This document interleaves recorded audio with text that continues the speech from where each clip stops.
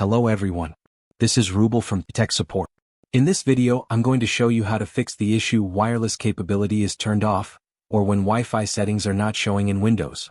Let's begin step by step. First, go to the Start menu and search for Services.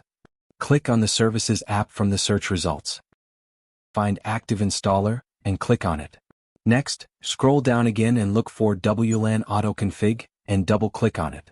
In the window that opens, go to Startup Type and select Automatic from the drop-down menu. Then click on the Start button just below that.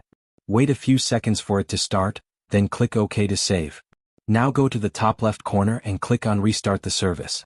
Wait a few more moments, then you can close the window. Next steps. Go back to the Start menu and search for Troubleshoot. Click on Troubleshoot Settings. In the Settings window, find Other Troubleshooters, and click on it. Now find Network and Internet, and click Run. That's it. Follow these steps carefully, and your wireless or Wi-Fi issue should be fixed.